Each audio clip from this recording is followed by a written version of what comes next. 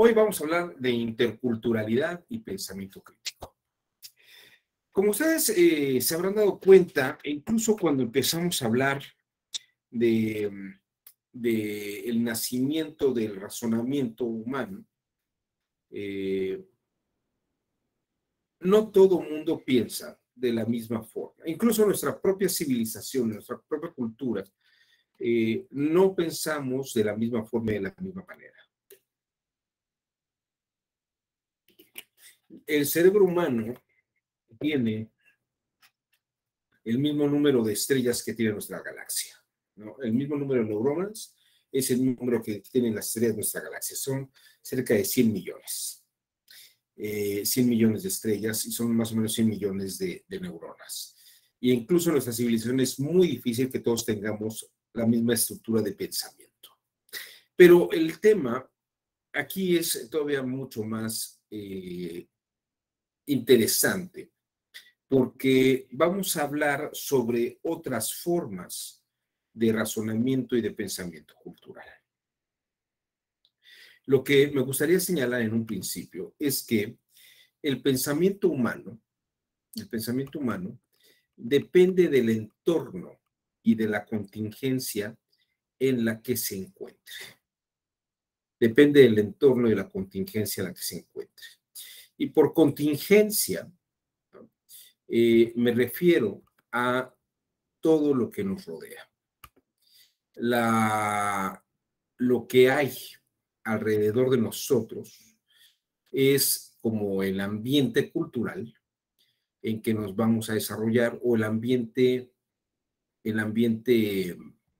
diríamos, el ambiente social es el que nos va a ir modificando y cambiando o adaptándonos a un pensamiento, a una forma de operar y de razonar. Esto propiamente lo platicó en su momento. Voy a hacer un breve resumen de algunos autores para que se entienda este tema desde un punto de vista más científico y que se vea lo que estoy diciendo, lo estoy sustentando, ¿no? Dentro de todos los teóricos psicocognitivistas que hay en la actualidad, sin duda alguna, René Sassou es probablemente el más relevante en este campo. René Sassou, de hecho, parte del planteamiento siguiente. Nos dice que todos los seres humanos nacemos con la misma carga cromosómica. Todos tenemos el mismo sistema nuclear cromosómico. Pero, ¿qué es lo que nos hace diferentes? Lo que nos va a hacer diferentes, digamos que el nacimiento nos da un genotipo. Tenemos los genes y el tipo genético igual en todos los casos. Pero cuando esa estructura de genotipo se inserta en toda una conjunto de operaciones sociales, culturales, es decir, entra en un sistema somático. ¿A qué me refiero con somático? Me refiero a actividades que realizamos.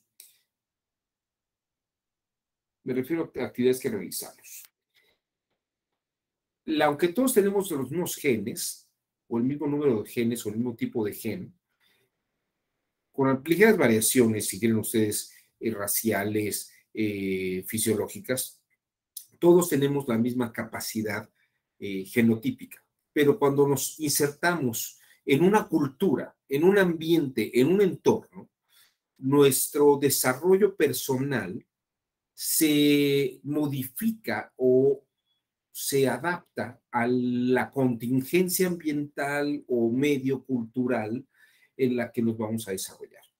Y entonces aparece el fenotipo. El fenotipo es este genotipo modificado por la cultura, que además va a hacernos llevar una forma de pensamiento provocada por el entorno. Nuestro pensamiento depende del entorno sociocultural y en el que nos desarrollamos propiamente. Y eso es lo que llamamos el fenotipo. Es decir, el tercer nivel, el de desarrollo psíquico, depende de la modificación que se haga del primer nivel a través del segundo. Eso es propiamente lo que durante los años 50 y 60 del siglo pasado, algunos investigadores desarrollaron, entre ellos Bruford Skinner, quien habló del comportamiento de los organismos en su libro que tiene este mismo nombre precisamente. Los organismos se comportan con base en su ambiente. Y esto con base en algunos experimentos que se realizaron. Jean Piaget incluso dice que los individuos no son independientes del entorno, ¿no? En su texto Biología y Conocimiento dice, en la perspectiva interaccionista, el individuo no es un elemento o una fuente independiente, es una resultante de interacciones múltiples. Es decir, el sujeto, según Piaget y según Skinner y según todos estos autores que vamos a ver el día de hoy, el genotipo se perfila con un cierto fenotipo sociocultural dependiendo del ambiente en el que se desarrolla.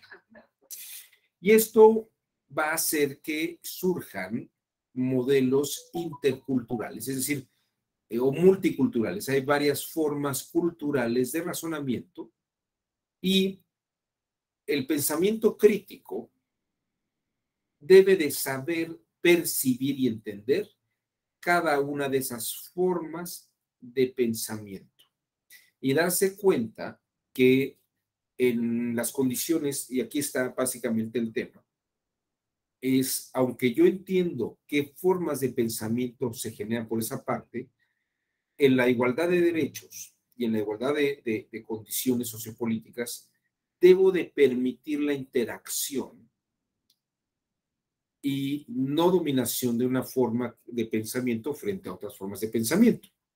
Claro, esto desde el pensamiento crítico occidental, eurocéntrico, si ustedes quieren, porque hay otras comunidades y otras sociedades que, aunque saben que existen otras formas de pensamiento, esas formas de pensamiento las discriminan. Es decir, nosotros no tenemos que discriminarlas, aunque esas otras formas de pensamiento sí nos discriminan a nosotros. Esto vamos a verlo en términos de Skinner. If you know how to change the environment and are concerned with things like education, therapy, and so on, you will use those ways to bring about the kinds of change that are important. If I wanted to get a chimpanzee, for example, to pull a plunger of a vending machine, I know how I would do it. I could shape that behavior fairly quickly, and the chimp would learn to pull a plunger and get a bit of something edible. But if it were a person, I could simply say, pull a plunger and you'll get a pack of cigarettes or whatever it is, putting them out. The instruction on the vending machine, pull plunger and press button under pack of cigarettes. These are instructions, they're advice, and it saves you the trouble of fumbling around with all of the equipment and the whole environment. You'll find something which produces a pack of cigarettes. That is quite extraordinarily valuable. It does help me, and there's nothing, there's something wrong with the process of shaping behavior, because until you acquire the behavior of following instructions, nothing else is available. That is why with animals, it's about all you have. You can teach animals an imitative repertoire, so you can teach a new response by giving an imitative model. It's very difficult to do if you do it. And we do it with children. We used verbal descriptions of sentences and imitative modeling until the child watching someone get something immediately knows what to do. But that doesn't come free. It's only after the child has learned to imitate that is possible. So you don't avoid the essential shaping process in the first place.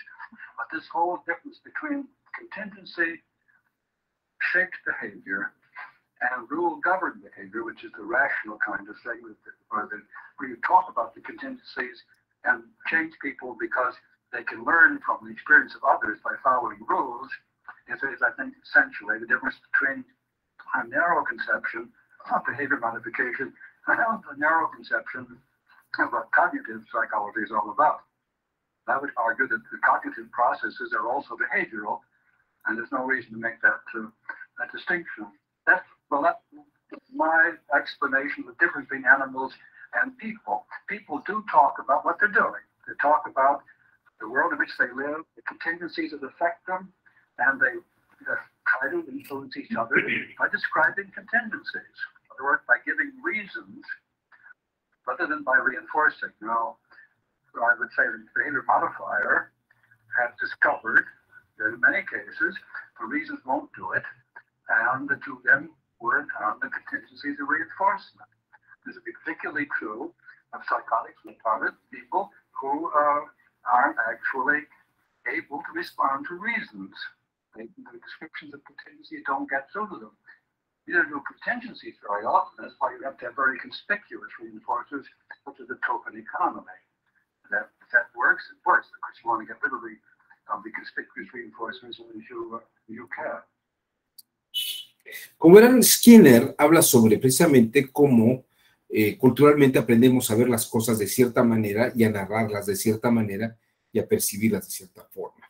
Esta teoría prácticamente tiene un reforzamiento con lo que se llama la sociología del conocimiento que desarrolló Karl Mannheim en una obra que se llama Ideología y Utopía, en donde señala precisamente que aunque todos tenemos estas cargas genéticas iguales, somos humanos, es el ambiente sociocultural el que nos lleva a entender, a pensar y operar las cosas de una misma manera. Por eso, literalmente dice, cito el texto, una situación se constituye como tal cuando lo definen del mismo modo todos los miembros del grupo. Pertenecemos a un grupo no solo porque nacimos en él o porque confesamos formar parte de él, ni porque protestamos serle fieles y acatar sus mandamientos, sino principalmente porque vemos el mundo y ciertas cosas del mundo en la misma forma en que éste los ve. Cualquier concepto, cualquier significado concreto contiene la cristalización de la experiencia de cierto grupo. Y esto es precisamente lo que nos lleva a ver que dependiendo del ambiente sociocultural, creemos ciertas cosas. Carl Gustav Jung, este psicólogo que tuvo una gran amistad con Freud entre 1908 y 1913, pero luego se escindió y se separó de él, sobre todo por temas vinculados con la religiosidad y la influencia de la religión en el inconsciente y en la psique humana. Hizo una serie de exploraciones y descubre en su viaje por las civilizaciones, sobre todo por el norte por el sur de los Estados Unidos, a un grupo que se llaman los indios pueblo.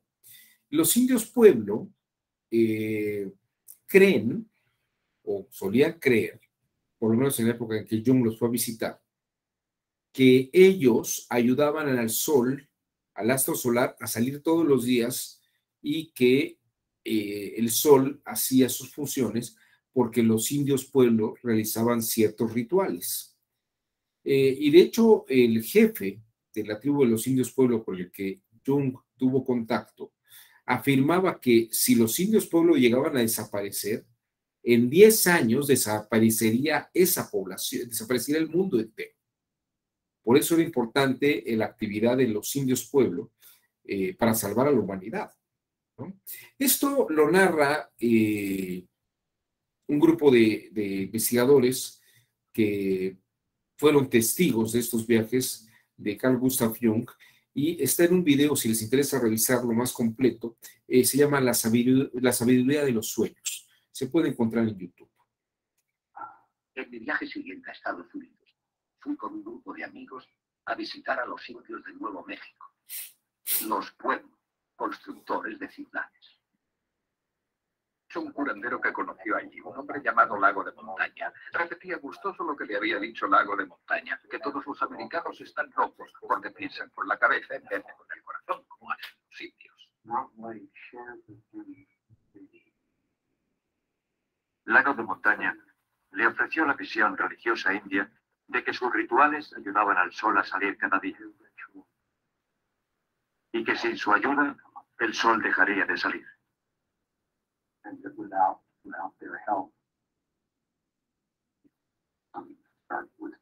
Ese dato y lo que representaba de relación con el entorno viviente de forma de vida tocó una cuerda muy profunda en Jung. 10 años después de que se destruya nuestra religión, el mundo entero sabrá que habíamos estado trabajando por el mundo entero. Como ya le dije, nuestro gran padre, el Sol, es quien nutre al mundo entero. Y es nuestro deber ayudar a nuestro gran padre, el Sol. Mi anciano amigo pensaba que su tribu había sido elegida para ayudar al sol a surgir del cielo. Le envidiaba el enorme sentido de la vida que implicaba aquella creencia.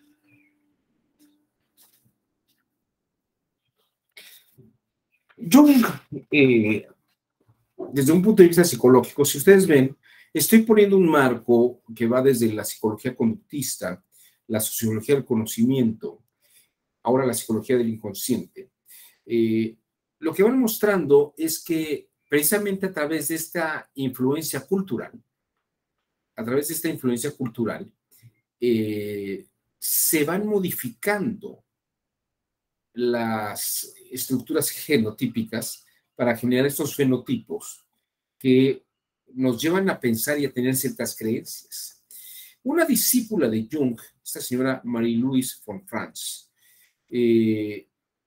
dice que estas creencias culturales llegan a ser tan sólidas que la realidad psíquica, o sea, la realidad con la que nuestra mente percibe esas cosas o entiende esas cosas, asume que es la realidad tal cual como se señala.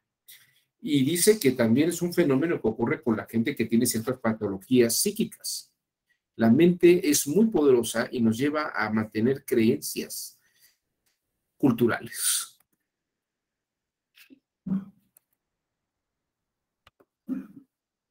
La doctora María Luisa von Franz es analista y su trabajo abarca casi tanto como Jung sobre alquimia, cuentos de hadas, símbolos de los sueños, mitología y ciencia. Ahora está gravemente enferma y la doctora recuerda su primer encuentro con Jung y su insistencia en la realidad de la psique. Hablaba de una joven loca que decía que estaba en la luna. Y hablaba de ello tan fácilmente como si hubiera sido muy real. Y siendo racional, estaba indignada y contesté, no ha estado en la luna. Y Jung dijo, sí, ha estado allí. Pensé que no podía ser y dije, ¿en aquel satélite de la Tierra que no está habitado? Nunca ha estado allí. Me miró y dijo, ella ha estado en la luna. Pensé que el viejo estaba loco o que yo era estúpida. Pero luego me di cuenta de que lo que quería decir es que lo que pasa psíquicamente es absolutamente real para la persona a quien le ocurre. Así que de repente me di cuenta de la realidad de la psique.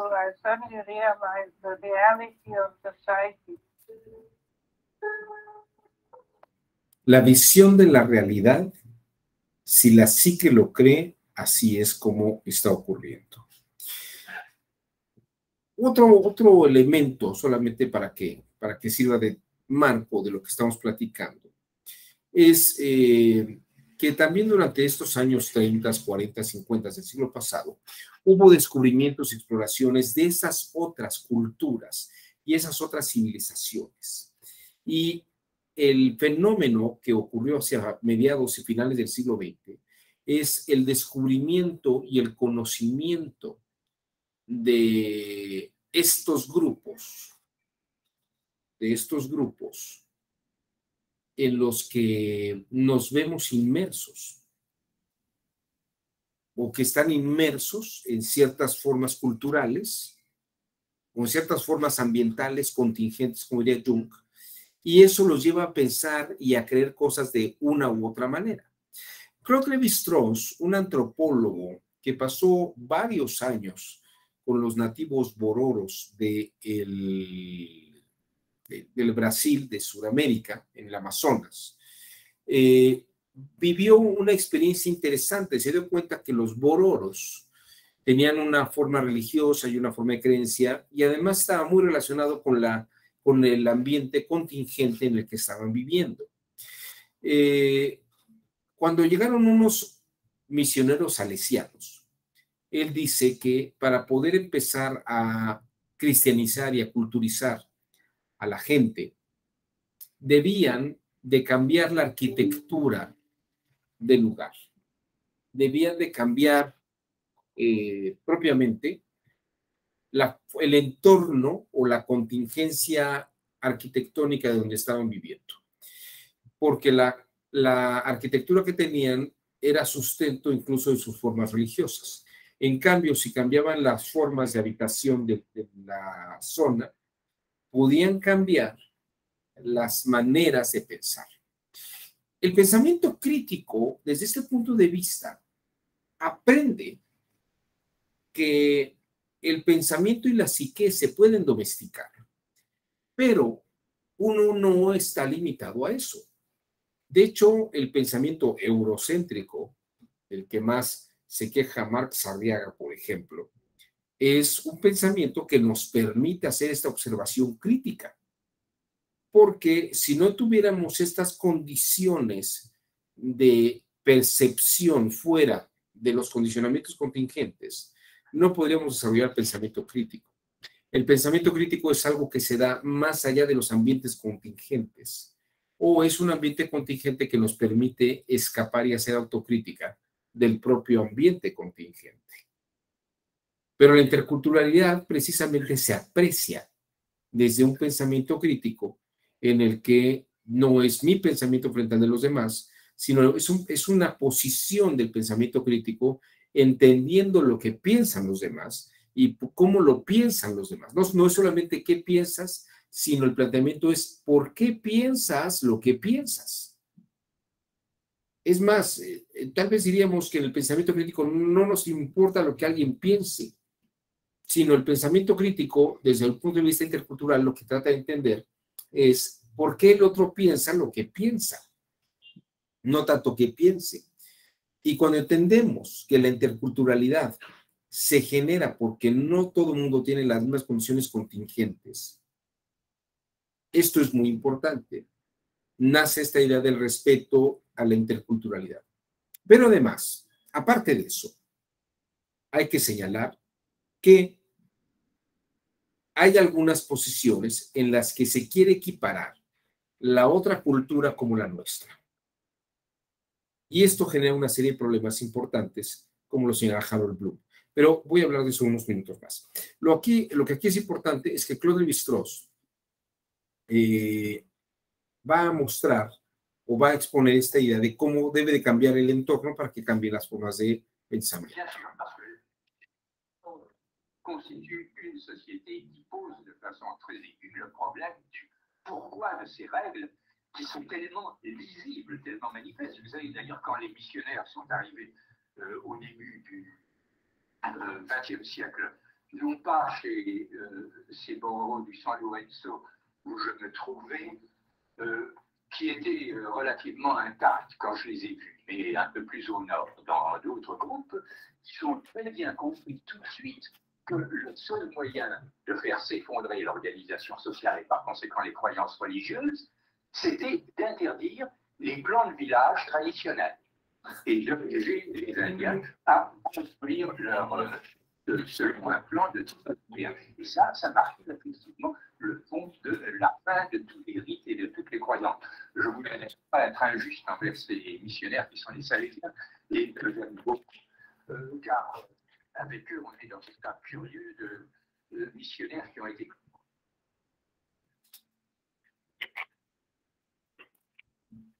Ahí tienen ustedes esta muestra y déjenme mostrarles.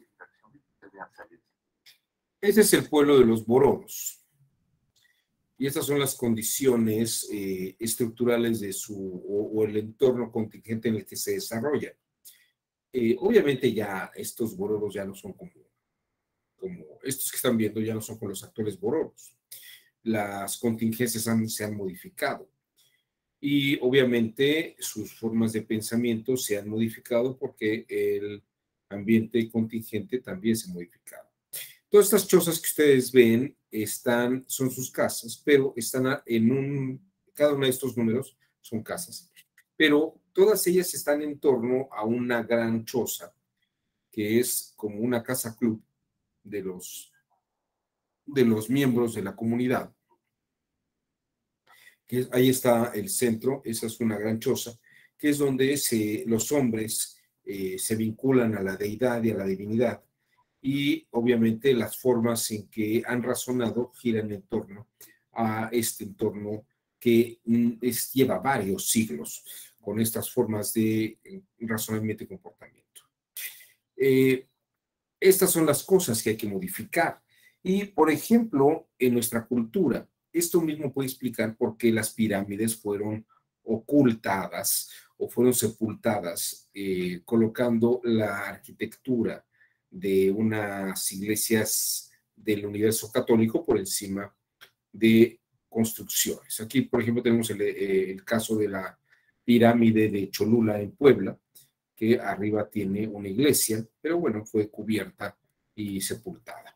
O tenemos bien el ejemplo de la Plaza de las Esculturas, donde se ha descubierto propiamente la zona arqueológica, pero la idea, por ejemplo, esta es una idea que existe y es un conocimiento que existe previo sobre la importancia de la contingencia y cómo se da el desarrollo de las civilizaciones.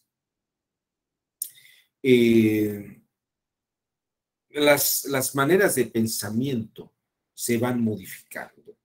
Jung, en otro de sus viajes, antes de ir con los indios Pueblo, había ido al África, me parece que a Kenia y a otras zonas cercanas. Esto ocurrió, me parece, en los años 20, entre los años 20 y los años 30. Y Carl Gustav Jung tiene un diálogo muy interesante con un curandero, al que Jung estaba haciendo una exploración sobre los sueños de la gente de estas comunidades, para saber si eran sueños distintos a los que tenía la gente en las grandes ciudades.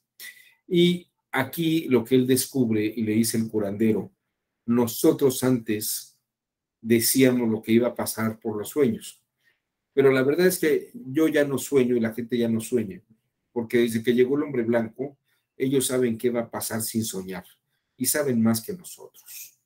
En 1925, Jung salió con destino al emplazamiento de la tribu Elgoni de Kenia.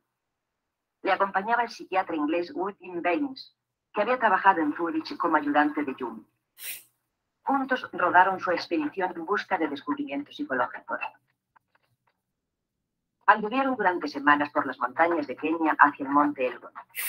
Su destino africano ofrecía un enorme contraste con la Europa de los años 20. Jung se sintió fascinado por las sociedades primitivas en las que la mitología y el ritual definían el papel y el significado de las vidas individuales.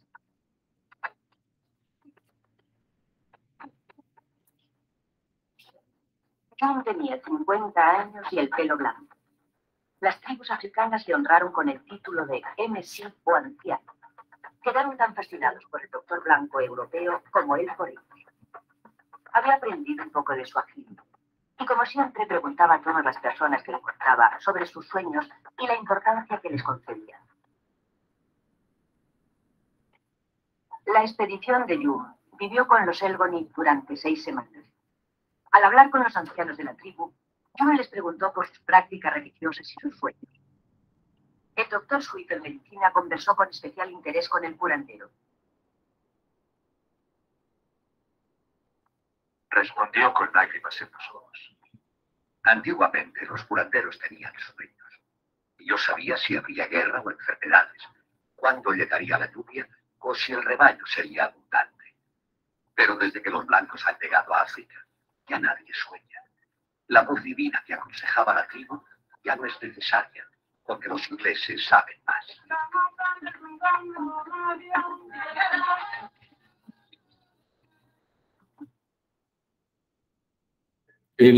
Los ingleses saben más.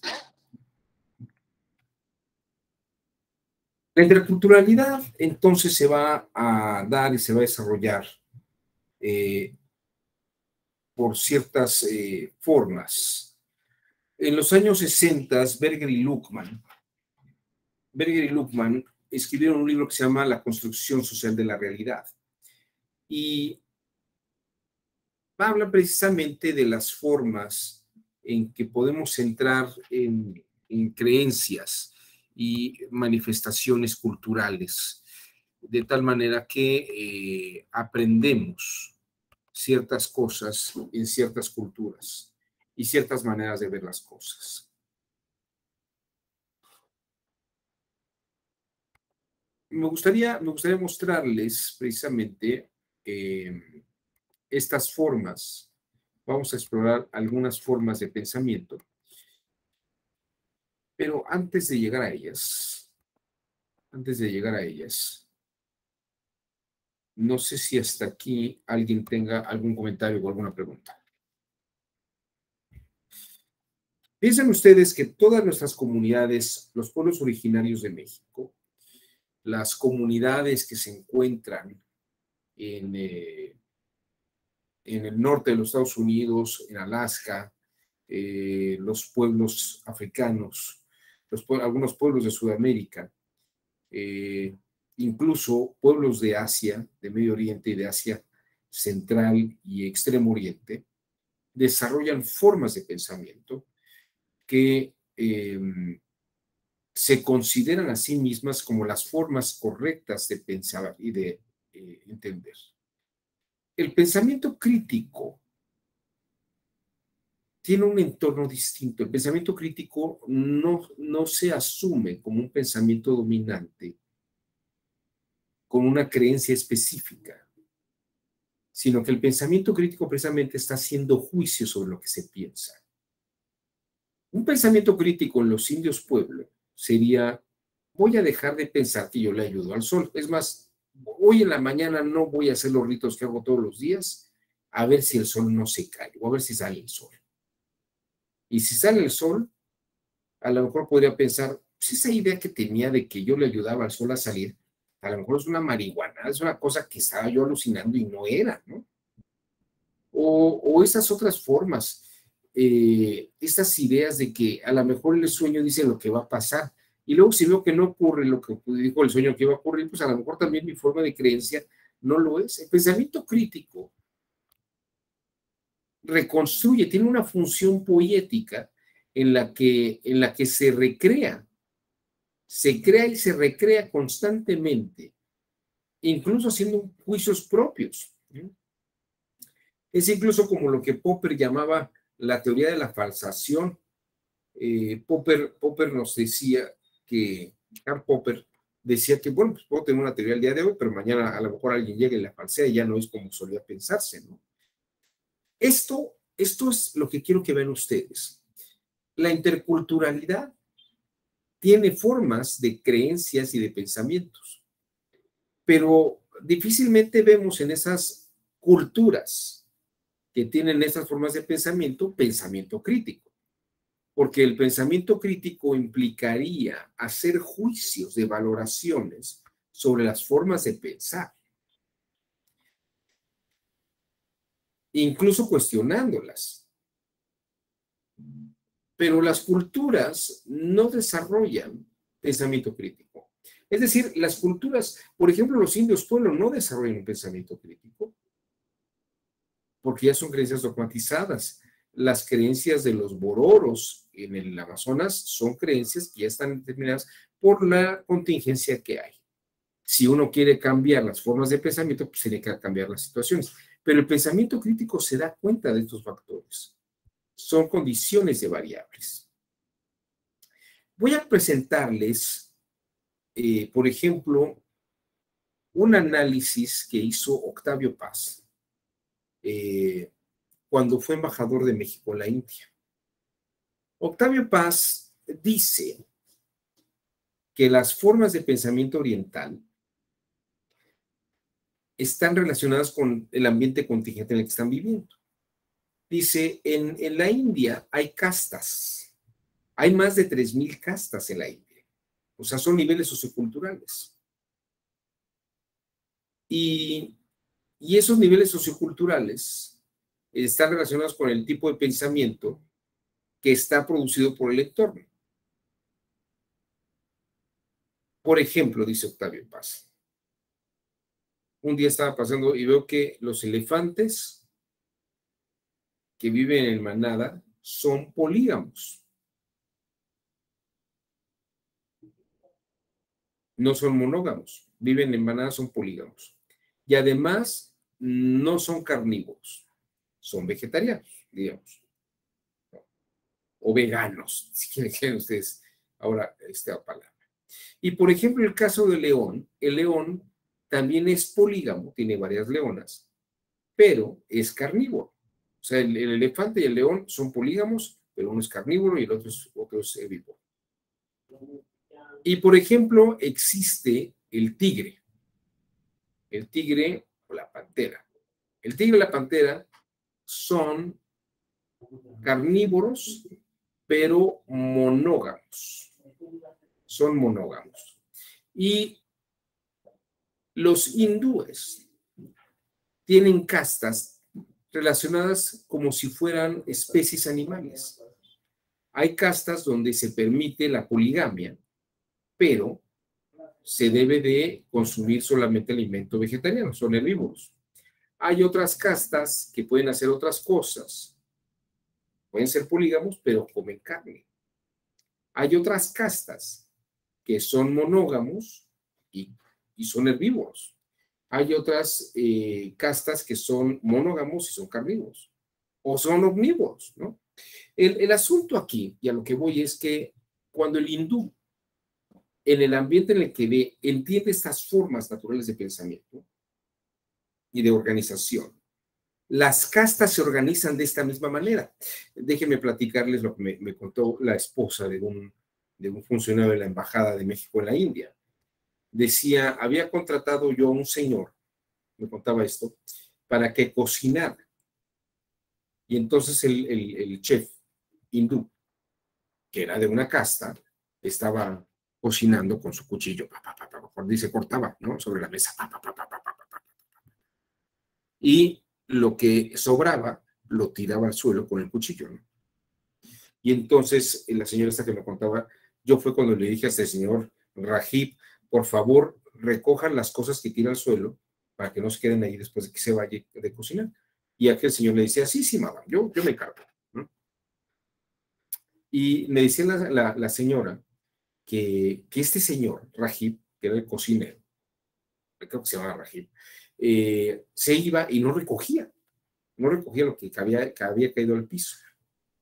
Y siempre que llegaba la siguiente semana a cocinar, le tocaba ir a cocinar una vez a la semana, volvía a hacer lo mismo y la señora le decía a Rajib, por favor, recoja lo que hay en el piso. Sí, madame, ¿no?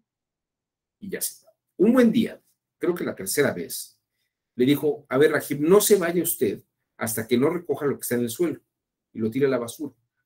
Y entonces Rajib le contesta, muy indignado a la señora. Le dice, señora, yo no puedo hacer ese trabajo por mi casta. Mi trabajo, por la casta que tengo, le dijo la casta que tenía, mi trabajo se hace de la cintura hacia arriba. Yo hago lo que quiera usted de la cintura hacia arriba. Yo cocino de la cintura hacia arriba. Si usted quiere que yo haga algo de la cintura hacia abajo, no puedo, por mi casta. Usted tendría que contratar a otra casta, a otra persona de otra casta, que haga trabajos de la cintura hacia abajo. Entonces la señora entendió que las castas hindúes tienen formas de razonamiento en donde sus funciones están en relación con su mística cultural. Aquí lo que es interesante es esto. En la India, en este momento, hay 3,000 castas. Y aunque Gandhi suprimió las castas legalmente, culturalmente las castas siguen funcionando. Y la cultura de castas sigue operando. El pensamiento crítico no se da en las castas, porque además, fíjense que una cosa que es muy importante, las castas, y ahorita lo van a ver ustedes por lo que dice Octavio Paz, las castas, la casta es más importante que la persona. En Occidente, yo, Juan Abelardo, Raúl Pablo Moreno, Roberto Ramírez, somos personas que tenemos una propia historia y desarrollo y hacemos lo que queremos con nuestras vidas, ¿no? Bueno, yo a veces hago lo que mi señora me indica, pero en teoría cada uno de nosotros debe hacer lo que queremos hacer con nuestras vidas. En la India, el individuo no existe. Lo que es importante es la casta. Y una persona vive en la casta y hace lo que la casta. Esto se parece incluso mucho a lo que algunos pueblos originarios en México experimentan. La persona de la comunidad está en la comunidad, lo que importa es la comunidad. Vamos a ver este fragmento de este programa de Octavio Paz. Era un programa que yo cuando era chico lo veía y me decía, qué aburrido programa, qué cosa tan espantosa. Pero ahora que lo veo a la distancia de los años, me parece que es muy, muy didáctico. Escuchen ustedes.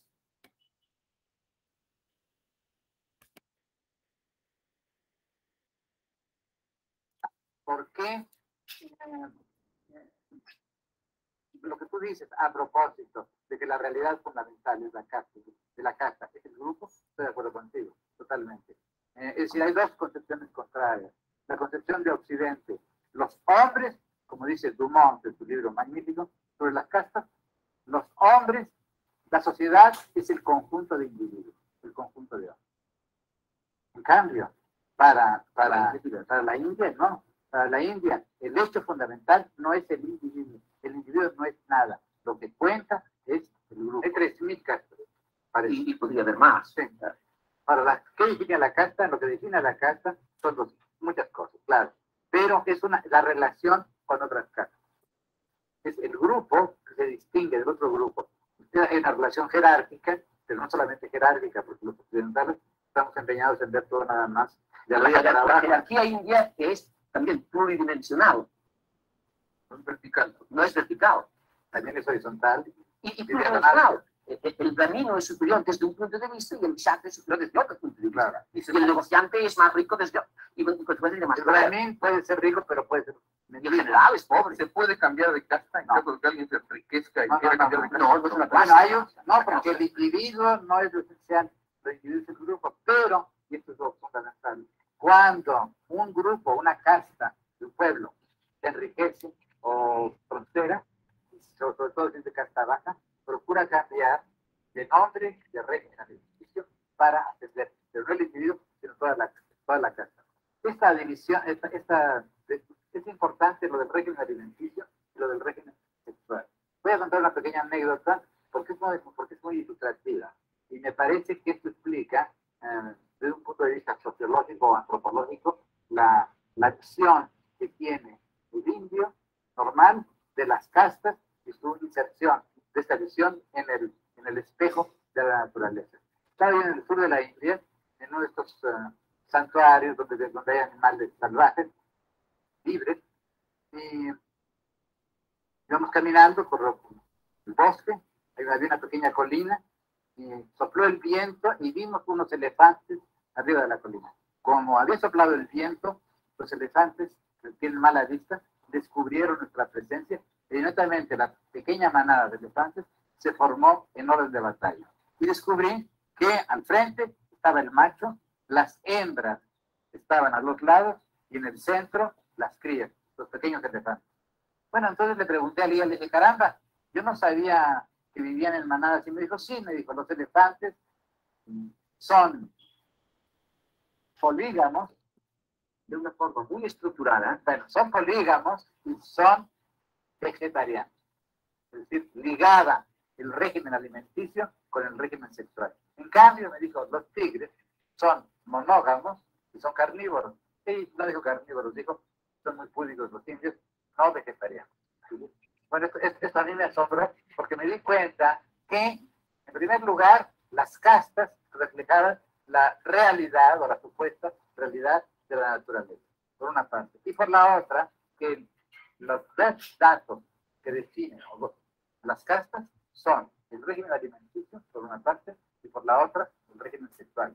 Me puedo casar con la casta, una mujer de la casta Z, pero no me puedo casar con una mujer de la casta Y. Puedo comer pescado, pero no puedo comer carne de res. Sí. Claro, recuerdo hace mucho en Natura, el director del Museo de Natura era un hombre inteligente, culto, pero era un bravín y nos invitó a enseñar el museo y luego nos invitó a comer, pero él no comió. Le dije, ¿usted por qué no come? Estábamos en el jardín de su casa, no entramos a su casa. Me dijo, porque si como usted, es un outcast, es un fuera de casa, tendría luego que ir al templo a una larga purificación. Realmente me da pereza, son las 4 de la tarde, no quiero ir al templo a hacer este teléfono. Bueno, esto me parece que no tiene desperdicio en absoluto.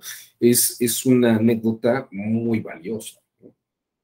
El hombre era un hombre culto, el director, pero dice, mi casta no me deja comer con usted, que no tiene casta, ¿no? Y si yo como con usted, yo tendría que hacer una serie de cosas que no quiero hacer al rato, entonces prefiero no comer con usted. Aunque entiende esa persona, es una persona muy culta,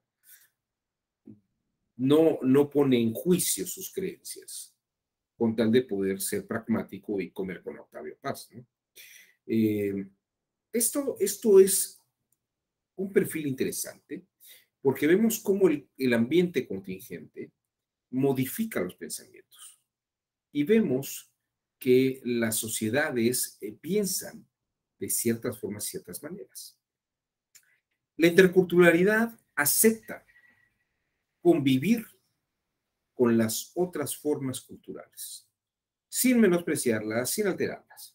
Pero, claro que aquí hay una serie de factores que podríamos tener que pensar de una manera más delicada. Vean ustedes, miren, el razonamiento de algunas comunidades humanas. Voy a poner ahorita un ejemplo. Me parece que son purépechas lo que les voy a mostrar. El purépecha, y creo que también algunos otomíes y algunas comunidades indígenas de nuestro México original, son comunidades donde se cree que el ambiente va a modificar todo y lo va a arreglar todo. Que las cosas se arreglan solas, ¿no? Que las cosas acontecen sin que alguien haga algo. Y que de alguna forma hay que estar alerta a la contemplación de lo que vaya a ocurrir. Dicen algunos que algunos pueblos originarios de México, la gente no organiza, pero no organiza en un sentido de no organiza para planear algo, ni planean las cosas. Se pueden organizar y van ocurriendo cosas. Y a veces por imitación la gente hace lo mismo y van ocurriendo cosas. Pero no existe la idea de yo voy a hacer algo para que haya una consecuencia, sino todo lo contrario. Parece que yo estoy inmerso en una situación en la que yo formo parte de algo y las cosas irán ocurriendo, ¿no? No es yo estudio y voy a sacar una mejor calificación porque me la pasé estudiando, ¿no? Sino yo voy a la escuela, estudio hasta donde yo puedo, pero si nos va mal a todo el grupo, pues todo el grupo va a tratar de salir adelante y vamos a quedar bien con los profesores, que hagan campana o que nos califiquen a todos más bajo y que todos la calificación más baja sea mediana, la mediana y la que es más arriba de todos pues se quede como la más alta. O sea, hagamos campana que el que sacó 6 tenga 10, el que sacó 5 tenga 9, y así como que las cosas se arreglen solas, ¿no? O sea, nosotros no tenemos que hacer las cosas, sino las cosas irán ocurriendo. Esta muchacha, de la cual les voy a poner alguna presentación, dice, yo hice lo que me decían mis ancestros, mi abuela y todo el mundo, tomé unas hierbas, tomé unas plantas, y una persona decía que estaba enferma, lo que hice fue preparar una poción, un medicamento, ¿no? Una bebida, y se la di, la persona se curó, ¿no? Y entonces dice la muchacha, llegué con mi abuela, con mi mamá, y le dije, mamá, curé a esta persona. Y la señora le dice, no, tú no curaste a nadie. Fue el fuego que calentó la hierba y con el agua y se fusionaron las cosas y tú conseguiste las hierbas de aquí y de allá. O sea, tú eres un instrumento de la naturaleza para curar a esta persona, ¿no? O sea, no eres tú. hay un ambiente en el que está ocurriendo todo y tú estás inmersa en eso, ¿no? O luego vamos a ver un pequeño fragmento donde entran unos extraños a la zona de esta comunidad y empiezan a talar árboles. Y esta comunidad está un poco alterada. Entonces, como no hay una cabeza, pero la cabeza no organiza lo que hace o no hace planteamientos, lo que hacen es tocar las campanas, echar cohetes. La gente dice, ay, qué raro, si no estamos en fiesta, ¿no? Va a la iglesia y ahí se quedan todos viéndose unos a otros a ver qué se les ocurre, ¿no? Hasta que alguien de pronto dice, no, pues vamos a tal parte, ¿no? Y entonces se suben todos a las camionetas y se van para allá y van ocurriendo cosas, pero no es que haya una planeación exacta, vamos a hacer eso para que luego ocurra esto, y luego vamos a hacer esto para que ocurra esto, otro, y ocurra esto. Es un pensamiento que está muy relacionado con el pensamiento mágico. Me gustaría que vieran ustedes, es otra forma cultural de comprensión de la realidad. Obviamente no es una forma crítica, porque no se cuestiona de esa manera.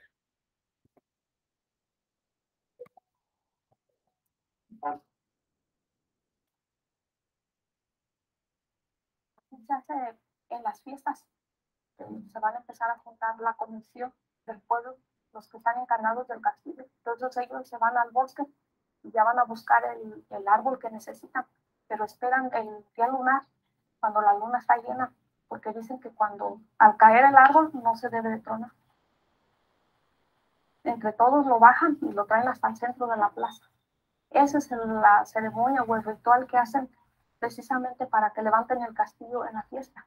Y tiene todo un significado, porque dicen que si también el palo, que si se para y no se dificulta mucho, es porque la comunidad va a estar tranquila. Pero donde el castillo se truena o se quebra, es porque algo va a pasar en la comunidad.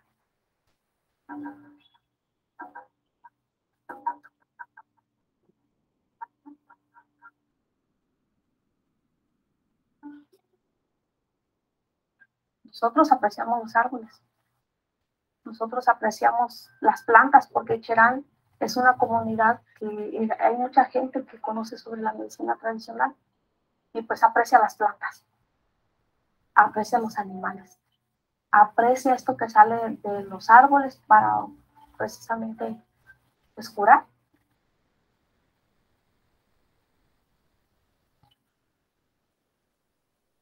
En un momento yo le comento a mi abuelita y le digo, mamá, fíjate que curé a una persona. No eres tú.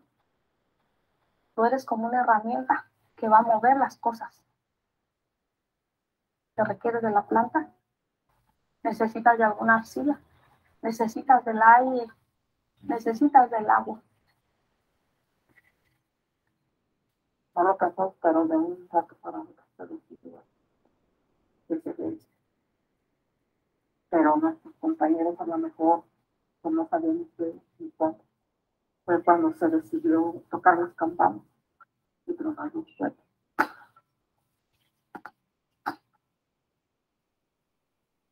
Y pues ese día sonaron las campanas muy temprano, que eran las 5:30 de la mañana. Y ya fue pues, una alarma que usted no estaba bien. Ya después, como a las 8:30 de la mañana, ya vi que pues era una multitud de gente. Se juntaron bastante.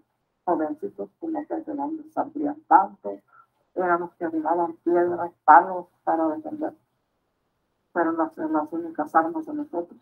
Nosotros no éramos funcionar. Y fue así como se retomó a la gente. Nadie pensaba cómo, ni siquiera se llegó a planear nada. Pues las cosas se dieron, nadie las organizó. Se dieron, el sentir lo que veíamos, lo que pasaba en nuestra comunidad, eso fue lo que hizo que diera esta reacción. Y empezábamos las mujeres, se integraron nuestros esposos, pero a final de cuentas, quienes andaban adelante después eran puros jóvenes, puros chavos, muchachos de 18 años a 35 años. Y esto fue como que lo que te hizo ver que tenías, pero ahora sí que ese apoyo y había ese ánimo de los jóvenes también. Entonces dijimos, bueno,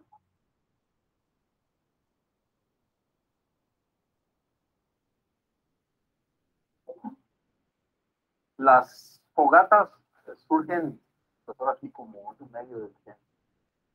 Recordamos bien 189 fogatas que nadie dijo dónde se pusieran, que nadie dijo cómo se organizaran, pero luego fueron dando como una homogeneidad en toda la comunidad, salían, las familias se vinieron, convivieron y de alguna otra manera sirvieron. Y ahí platicábamos cómo le vamos a hacer. Primero, la seguridad en ese momento. Los alimentos que se habían escaseado, todo esto que nos empezó a llevar a una reflexión y pues a una preocupación también, ¿por qué no decirlo? Nos preocupábamos, con decir que perdimos la noción del tiempo. Nosotros no sabíamos a qué horas eran, porque a veces dormíamos en el día, a veces dormíamos en la noche y ya, se había perdido la noción del tiempo. Pues ahora sí que estábamos como autosecuestrados, nosotros aquí no podíamos salir a ningún lado. Duramos un año así, porque incluso hasta escondidas salía de la comunidad. A veces íbamos caminando, así, para encontrarnos con un autobús en algún lugar y caminábamos de noche. Y así es como empieza, desde la fogata, la organización desde la fogata, después en los barrios. En los barrios se determinaba y después todos los barrios se juntaban y lo que se determinaba ahí, qué es lo que se iba a hacer, es cómo avanzó el proceso. Pues para nosotros fue eso la clave, organizarnos y a través de la organización, pues cambiar la comunidad, sacar a quienes estaban haciendo el mal y recuperar nuestro territorio.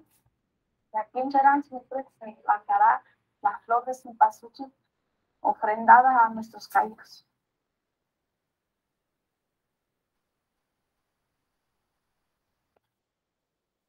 Bueno, aquí antes que yo siga platicando, ¿qué impresión les da? ¿Qué les pareció lo que escucharon?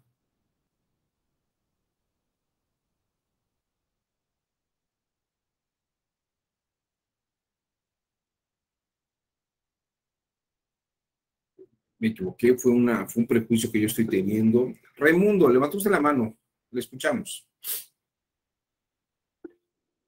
Pues yo creo que esa parte del tema de Chirán es muy importante porque tiene una cosmovisión muy centrada. Yo alguna vez tuve la oportunidad de trabajar con ese tema por las cuestiones, obviamente es un tema de materia electoral muy importante y creo que el caso Chirán es el reflejo de una visión cultural que tienen los pueblos muy arraigada, que puede verse reflejada en la forma de gobierno, de compartir, porque para ellos esta parte que vemos en el video que nos muestra de incluso las fogatas, esa parte de reunirse en fogatas en cada esquina para ellos es un elemento cultural de unidad, o su forma incluso de gobierno, tienen una estructura donde el número de integrantes representa el cosmos.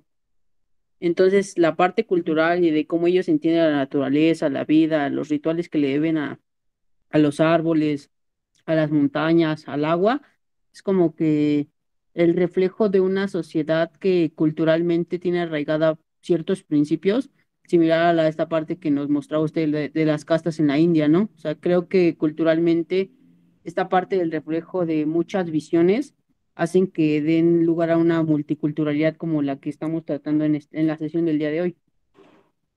Muchas gracias, Raimundo. Muy interesante su postura. Roberto Ramírez, te escuchamos. Sí, buenas tardes. Yo más bien me acordé de dos anécdotas. Bueno, más bien una que fue un relato de un escritor yucateco, Edgar Rodríguez, creo que se llama. Ahora que estaba hablando ahí el documental de Octavio Paz sobre qué hacían si se enriquecían, si se cambiaban el nombre.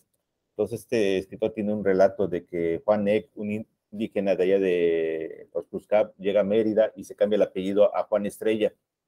Ek maya significa estrella. Se cambia el apellido de Ek a Estrella. Ajá. Para que no lo confundan con alguien de ahí del interior del estado y que él siempre ha sido de Mérida.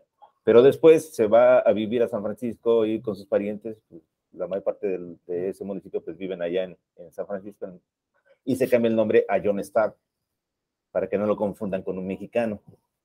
Entonces como que me acordé de eso ahorita que estaba comentando Octavio Paz, bueno, el documental de Octavio Paz, porque sí, hay ese arraigo, ¿no? De la pertenencia a un grupo. Pero también me acordé una vez, de ahí del tribunal, vinieron acá a Yucatán al Instituto Electoral, al YEPAC, a dar una plática sobre derechos indígenas y el maestro pues puso un ejemplo de que, no me acuerdo si ahí en Nayarit, no me acuerdo si qué comunidad fue, estaba una persona ahí tocando una piedra y no se movía. Entonces se acercó y le preguntó, ¿qué estás haciendo? Es que estoy preso, me están acusando de algo, pero estoy preso. ¿Y por qué no te vas? Y no hay rejas, no hay nada. Es que estoy preso, ¿no? Estoy preso. Y así era la visión y empezó el maestro a decir, vean la cosmogonía, etcétera, etcétera, de ellos, lo que ellos piensan de que estar preso. Entonces, yo estaba tomando unas clases de maya y le pregunté al maestro, que es, igual, es maya de ahí de San, el maestro Felipe Castillo, que igual trabaja ahí en Wadi, en la Universidad Autónoma de Yucatán. Le comenté esa anécdota y me dijo, igual en mi pueblo hacen lo mismo. Oiga, ¿y por qué no se mueven de ahí? Pues de tontos se mueven, están reconociendo que es el delito y lo van a linchar, ¿sabes? Entonces ya como que cambió la visión de que a veces lo desconocido lo magnificamos, como no lo comprendemos, pues lo magnificamos, decimos que, qué bueno, otra forma de pensar, pero luego ya cuando ya alguien de ahí de la comunidad explica lo que es, como que ya cambia el sentido, ¿no? Y a veces uno se va que ciertas prácticas son muy espirituales y no, son más pragmáticas, ¿no? Como este último caso, pues de tonto me muevo, si no me van a decir que estoy reconociendo mi delito y me van a linchar aquí enseguida. Entonces, pues sí, va por esto también lo de Cherán, pues ya son costumbres arraigadas, pero van la manera de cómo se están organizando. Bueno, de acuerdo a mis costumbres, cómo voy a organizar. Y es que igual también me acordé de otro, de aquí de una organización maya. Ajá. Porque acá el problema fue de cómo comprobar la autodescripción cuando fueron las candidaturas indígenas. ¿Cómo se iba a comprobar la autodescripción? Entonces, pues se fue, aquí el instituto determinó que fuera de acuerdo a la autodescripción calificada, que una autoridad dijera que si pertenece a la comunidad maya o no. Y, oh sorpresa, aquí no había autoridad maya. Y después, hablando con esas personas, nos dijeron, pues es que aquí no hay comunidad, aquí no hay autoridades, cada grupo se autogobierna como quiere, o sea, los mayas de ahí del sur del estado son distintos a los mayas del oriente del estado, no reconocen la misma autoridad, inclusive también la cuestión de la autodescripción, y si ustedes se van con la cultura, acá es según tu apellido o tu fisonomía, ¿no? Así se reconocen ellos. Entonces ya platicando con ellos, ya como que cambia un poquito más la percepción en ese sentido.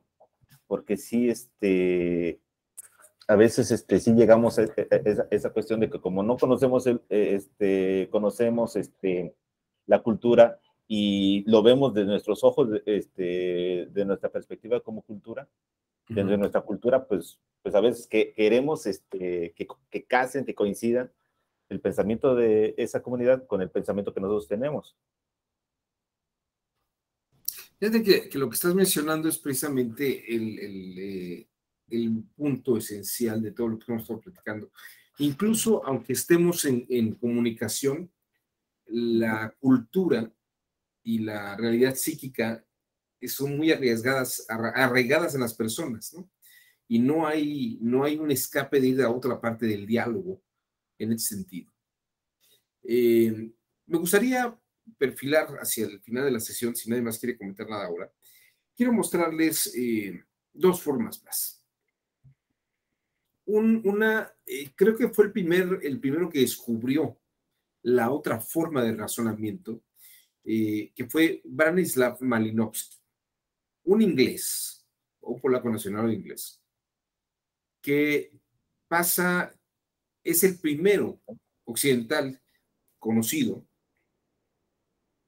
que pasa varios meses en una comunidad de las Islas Marquesas, en la región de Papúa Nueva Guinea y allá por las islas de Bora Bora, en el en el continente Índico, ¿no? Bueno, no es el continente australiano. Vean ustedes, esto es una recreación, pero está basado en imágenes, tiene algunas imágenes reales y vean ustedes la narrativa sobre estos hechos de Branislav Malinowski.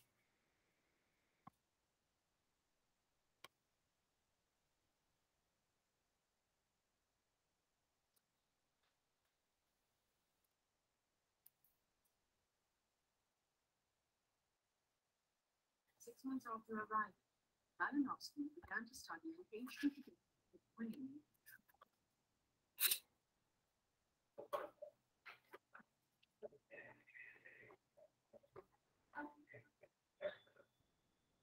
He noticed Ireland could use of elaborately decorated rooms, popular tradition now as Kula.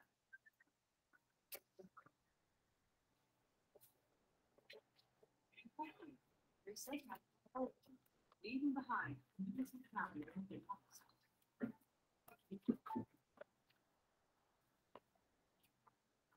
And Kula voyages from neighboring islands would be available. Over the horizon, those tiny, tiny clouds converging as though there might be 60 or 80 feet. Suddenly, see people on the island start going into the sea to meet these people. And as we move nearer, people going into the sea to recognize individuals on the people.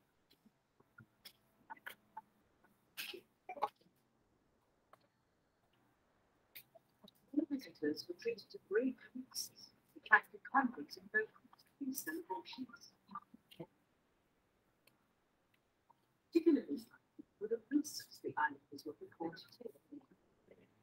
As Malinowski himself discovered later on time saved from the islands.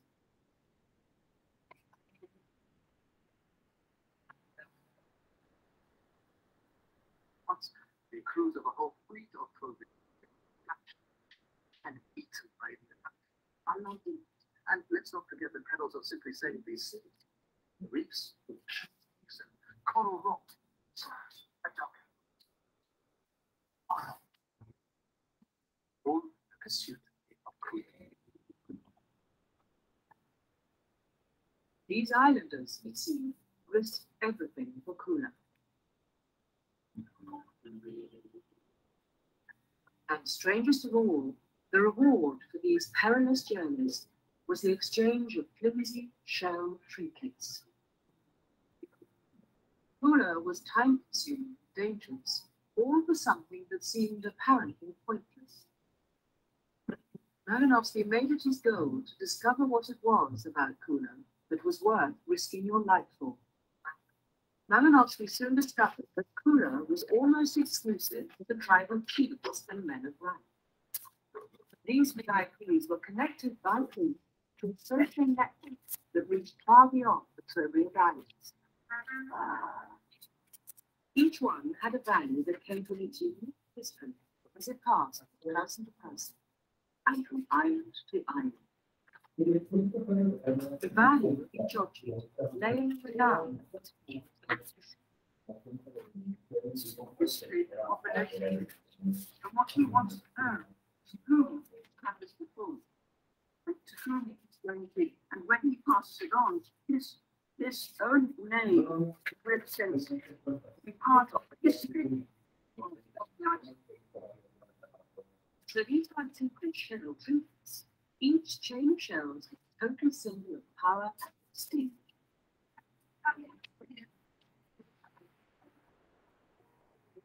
When I returned to Europe, I visited Edinburgh Castle, which showed me the factory. The curator told stories of how they did war until such and such a thing. And as I was reflecting, I'm thinking how intrinsically tortured they were.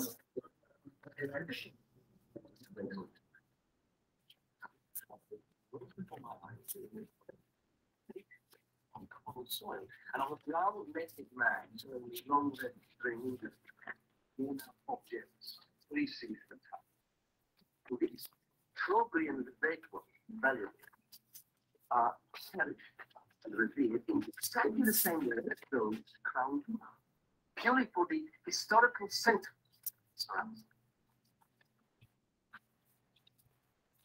And Malinowski went further, just as Kuna showed. But fire effects are dynamic sporting victories.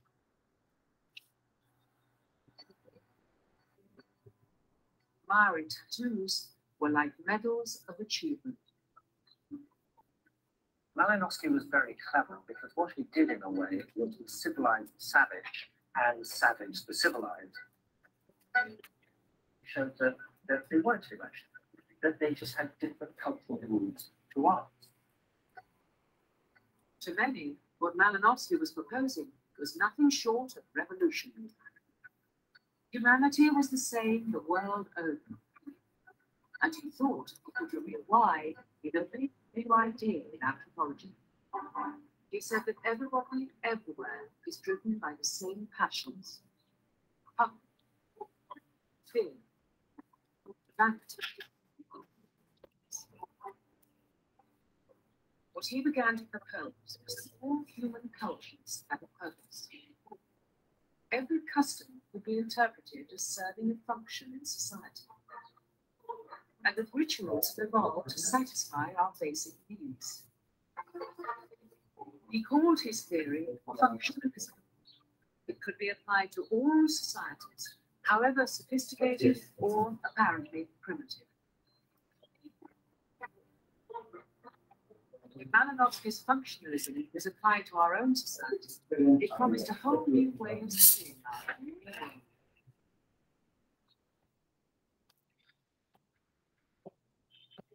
Esto es un punto que me parece muy revelador del Malinowski. Lamento un poco el audio que no es muy alto, pero creo que es muy didáctico.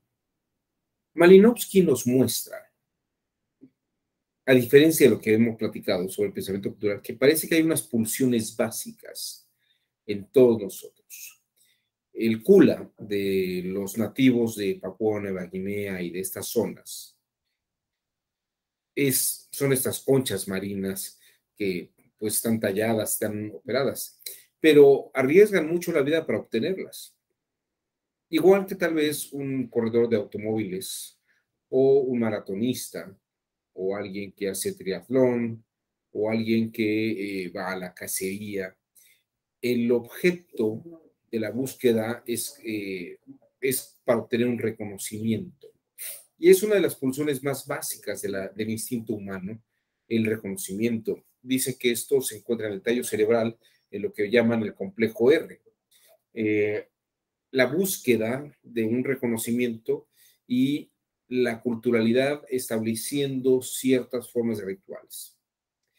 Lo interesante aquí es que podemos ir concluyendo esto.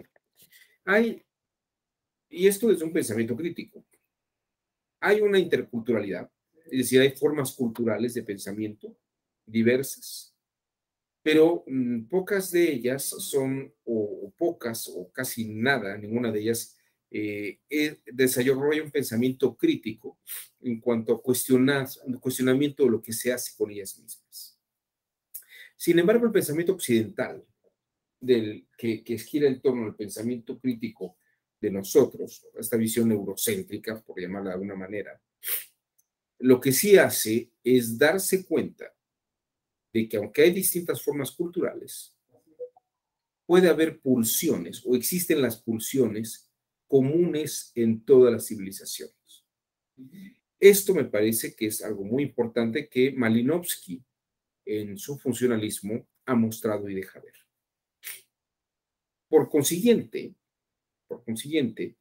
me parece que es muy importante ver que aunque hay una multiculturalidad y que hay que reconocer las diferencias en lo común, también hay que reconocer lo igual, que de alguna manera es precisamente la pulsión en el fondo que nos lleva a lo mismo. En unos términos muy de diálogo platónico, en el banquete, Diotima dice a Sócrates, o Sócrates platica lo que le ha dicho la sacerdotisa Diotima. El amor, en el fondo, lo que busca es perpetuar la especie. Llámenlo matrimonio, poligamia, grupo exacerbado, lo importante, amaciato, concubinato. En el fondo, lo que es importante es la pulsión. La culturalidad son las formas manifiestas de actuar, que son producto de un entorno cultural y son fenotipo de nuestros genes. Pero en el fondo, parecería que hay algo común que no se manifiesta de la misma manera. Y esto es lo que quería mostrarles en esta sesión. Hay reconocimiento de interculturalidad, pero también debe haber, de alguna forma, el reconocimiento de que en todas estas culturas, incluso en la nuestra, existe un fondo común. Y en ello me parece que el pensamiento crítico puede encontrar más que diferencias, semejanzas. Hasta aquí mi exposición del día de hoy. No sé si antes de que nos vayamos, alguien quisiera hacer algún comentario, alguna observación al tema. ¿No? Les agradezco su generoso tiempo, espero que pasen un excelente fin de semana y nos vemos en otra sesión de este diplomado de pensamiento crítico. Gracias, doctor.